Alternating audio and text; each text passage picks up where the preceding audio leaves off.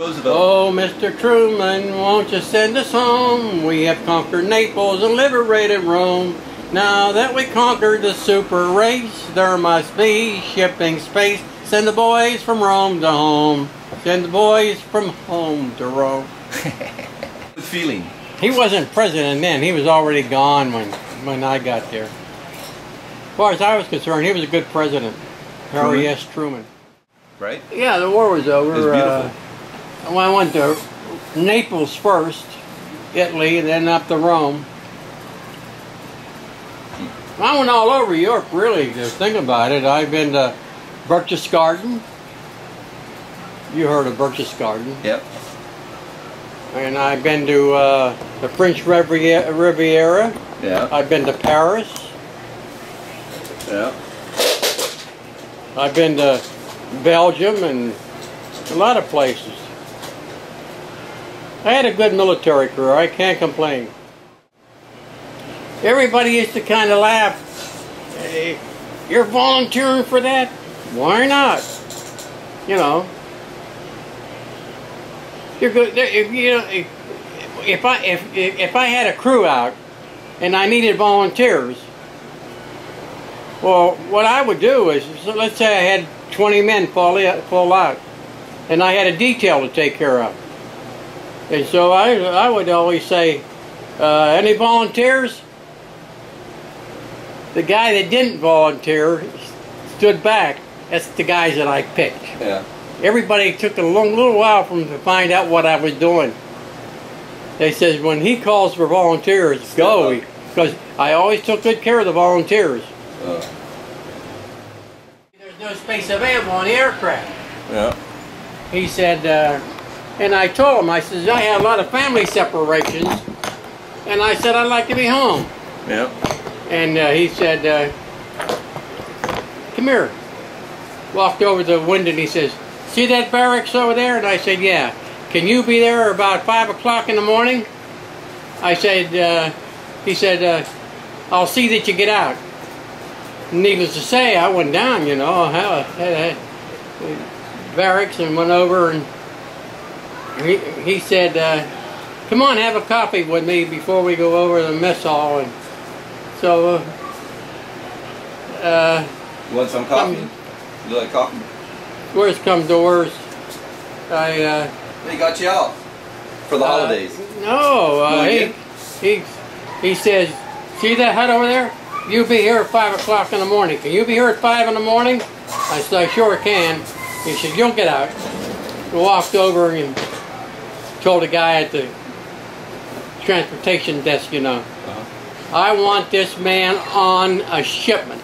And don't give me any if, by, or buts about it. He says, I want him on it. You understand? So the guy, naturally, it was a senior NCO, said, yes, sir, you know. Yes, Sarge. So I went and sat down, and he left. So a long time they called out the names, and so they called me up. So when I went to pass the desk, I said, thanks for nothing to him. I figured I pissed off at him, you know. Thanks for doing... But was he the one that let you get out? He was the one that turned me down. Well, which one helped you?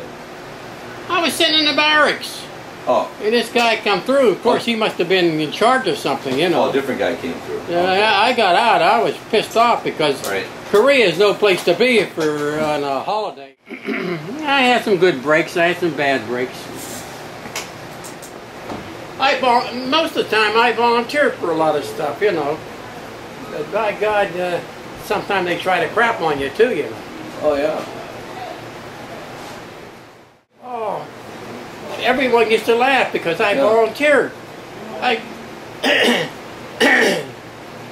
When I volunteered for something, I remember what I used to do.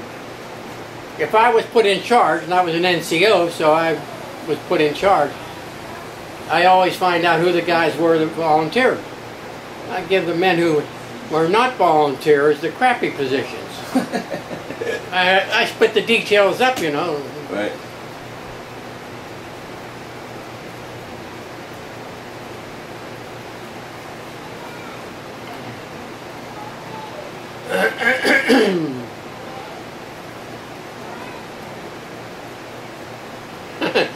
I was in,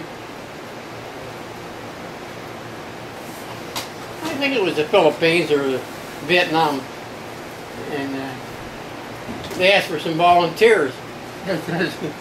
You going to volunteer for this detail again? Another detail? And I said, why not? It's better than sitting around, you know. So to hum and behold, you know what we had to do? Crates of oranges were on top of the stack. You know, in the open storage area, because we had no air conditioning, you know. Mm-hmm. So we went over, and after we start passing those things down, somebody says, "Hey, Sarge, any way of getting in there to have something to drink?" I said, "Why not?" I said to the guy, "Drop a case down." He wasn't up too high, so the case broke open, like, you know. And he said, "Drop the case." I said, "You have plenty to drink now, don't you?" There's always a way to do things. Drop a case. So, but we had orange juice, which we didn't normally have, except in the mess hall.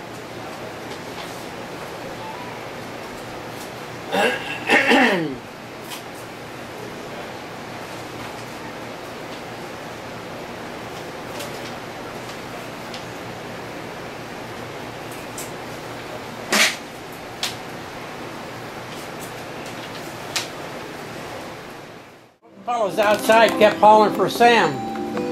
My dad opened the cellar door and he said, "Sam, do you hear them boys calling you out there?" He said, "Yeah." He said, "Well, why don't you answer them?" He said, "They're looking for trouble." He said, "Can you take care of it?" "Yes, I can." Boy, he went out and he plowed them two kids to death. Joyous Dominici and Pat Mignon. He knew that he went after Dominici, and he plowed into him because he was a little bit bigger and better fighter.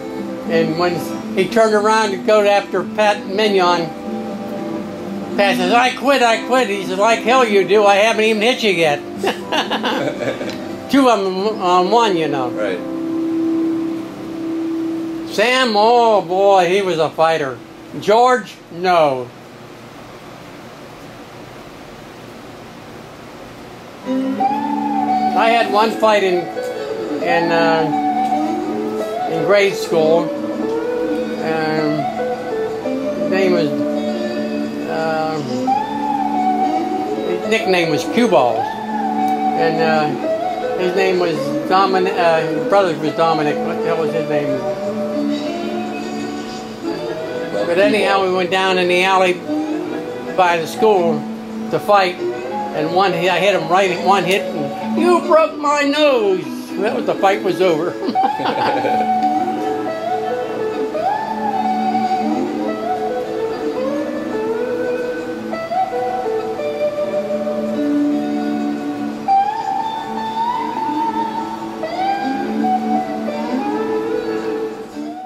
I don't know if I broke his nose or not. Oh. I guess it was bleeding, I guess.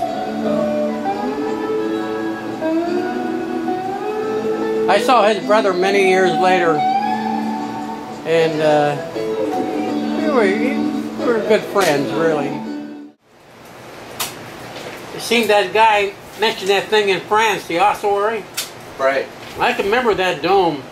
You could look inside, right, in the basement. So they put glass over the machine gun turrets. Yeah, and you could see skeletons. Right, I remember that. I remember it was called an ossuary, and it had that bell on top, and when it rang, oh, boom. Yeah, it was a weird sound. That? Yeah. Verdun was famous. We went all over Verdun.